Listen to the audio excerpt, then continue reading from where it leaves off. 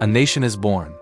On September 3, 1783, the United States of America had won its independence. After 8 long years of war, Great Britain recognized the 13 colonies as a sovereign nation. But as the celebrations died down, the people of America's frontier began to worry.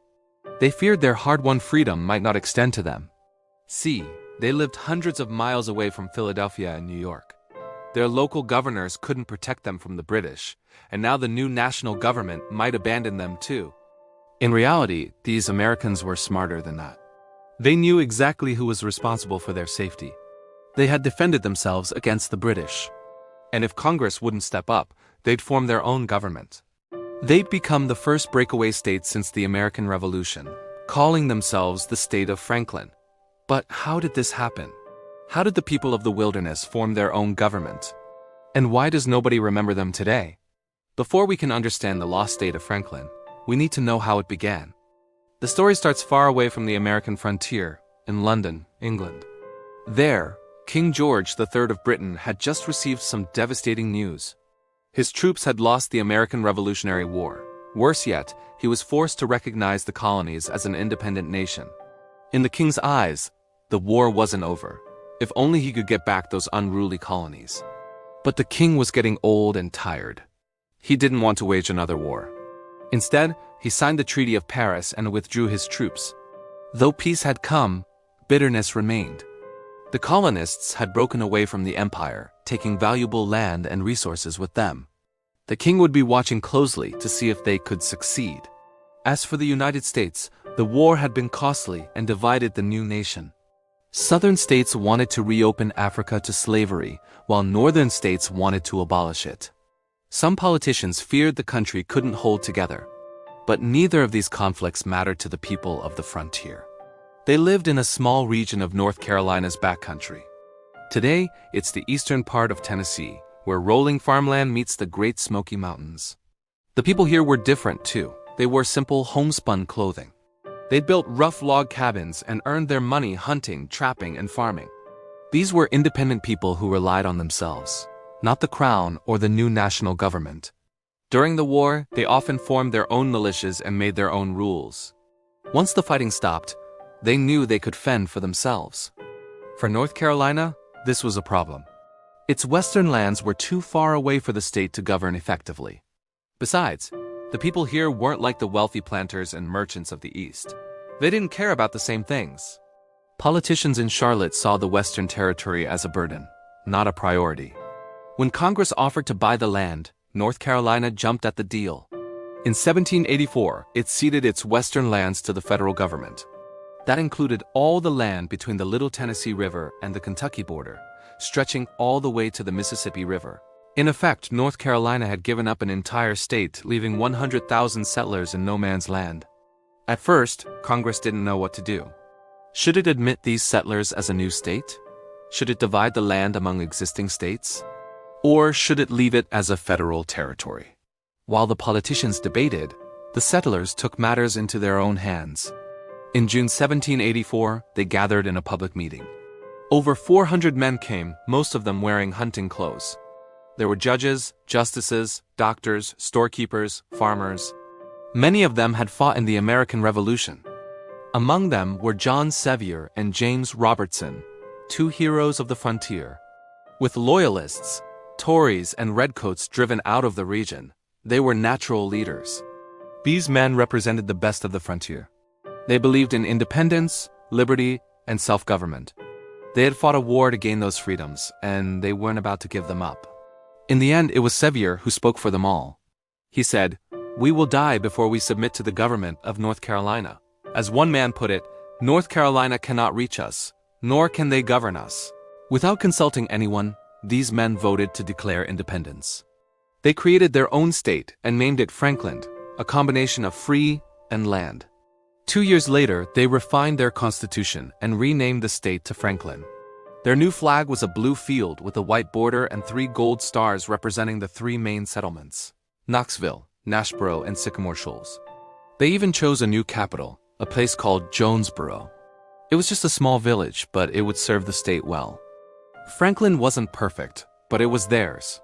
They adopted a constitution very similar to that of North Carolina. They created a judicial system and set up local elections. They divided the state into counties, appointed sheriffs, established schools, and invited settlers from other states.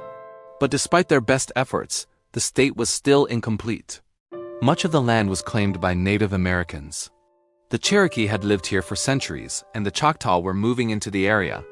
Franklin needed to establish peace with these tribes, so it sent diplomats to negotiate treaties. In time, they agreed to allow Franklin to settle in their territory, though the treaties were often broken by both sides. Back in Washington, D.C., the nation's leaders had finally reached a decision. They'd temporarily keep the Western Territory under federal control. Then when it had enough population, they'd admit it as a state. Most of the people in Franklin didn't care. They were already living under their own state. But for a few powerful men, this was unacceptable. Among them was North Carolina Governor Samuel Johnston. He wanted to punish the rebellious settlers and bring them back into the fold. He sent Richard Caswell, a veteran politician, to lead the effort. Caswell arrived with a letter ordering the people of Franklin to swear allegiance to North Carolina once more. But he found that the people here had little interest in doing that. Sevier met him with a list of grievances, charging that North Carolina had neglected its duty to protect them. The crowd behind him shouted, "Treason! Treason!" Caswell demanded that they hand over the rebellious leaders, but Sevier refused. Soon, the dispute turned into a full-blown crisis. The two rival governments operated side by side. Settlers paid taxes to both Franklin and North Carolina. Courts handed down conflicting decisions. Even neighbors argued with each other. Tensions rose until a single incident sparked a full-scale war. One night, a group of North Carolina loyalists burned down the home of a Franklin supporter.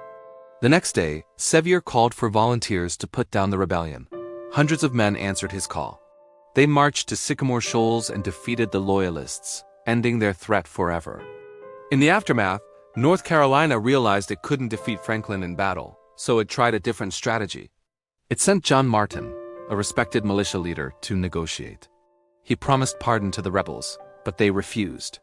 Sevier, along with 12 other leaders, was arrested and charged with treason. They spent months in jail before being released. By then, the fighting had drained the settlers, and their dream of Franklin was coming apart.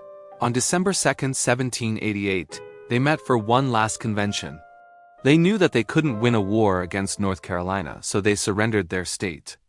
From that day on, the people of Franklin became known as the Overmountain Men. They returned to North Carolina and resettled in Tennessee.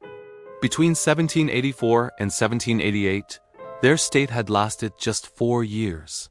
It never won recognition, but it captured the restless spirit of the early American frontier. After admitting its mistake, North Carolina worked to repair the damage. The following year, Tennessee was admitted to the Union as the 16th state, fulfilling the promise of westward expansion. The dream of Franklin may have failed, but it paved the way for Tennessee. Meanwhile, the rest of the nation continued to grow. New states joined the Union, westward expansion brought new challenges, and generations of Americans fought to uphold the ideals of liberty. Today, the state of Franklin is nothing more than a footnote in history. But at the time, it was an ambitious experiment.